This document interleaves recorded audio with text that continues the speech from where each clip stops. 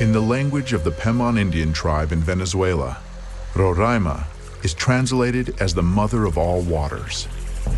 A group of Russian biophysicists set out for this destination in January 2005 to collect a unique sample of water, which scientists say has never been in direct contact with human beings.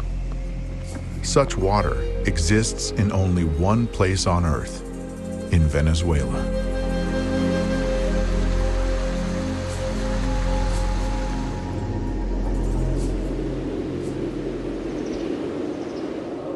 According to one hypothesis, a continent called Gondwana existed in the southern hemisphere during the Paleozoic era. Powerful tectonic processes occurring in the Earth's crust 3.5 million years ago split it into several parts. As a result of these changes, some segments of the continent sank, while those resting on granite substrates remained at their previous level. Elevated plateaus were formed, which the Indians called tepuis, meaning pillars. Roraima is the largest of them.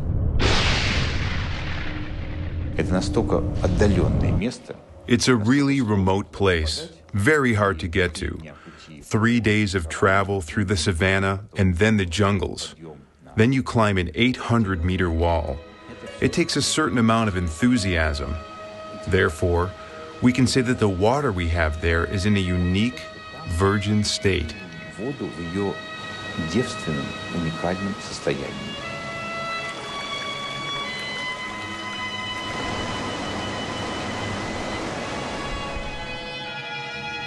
There is always a large cloud over Roraima.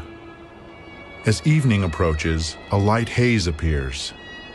When the moon comes out from behind the mountains, the mist begins to glow with an even blue light. And in that light, it is visible how fine droplets of moisture are hanging in the still air. The slightest breath of a breeze, and this watery dust forms into drops. This is the origin of the rain, which rushes down in countless waterfalls.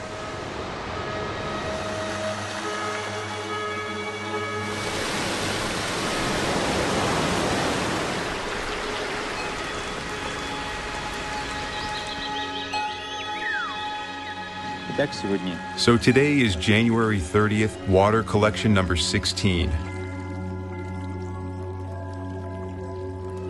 Then we shall pack it all up in foil, and in this form this water will hold its energy for several days with the air of these places.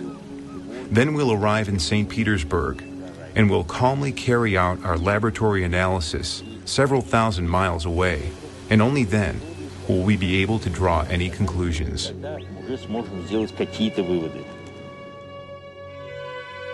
Professor Korotkov's laboratory has developed an instrument that can determine the energetics of water. It works on the basis of the Kirlian effect. Everything that enters a strong electromagnetic field begins to emit light.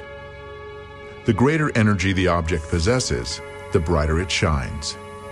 The water from Venezuela was compared with ordinary drinking water. We can say that this water is not double, not triple, but it is 40,000 times more active.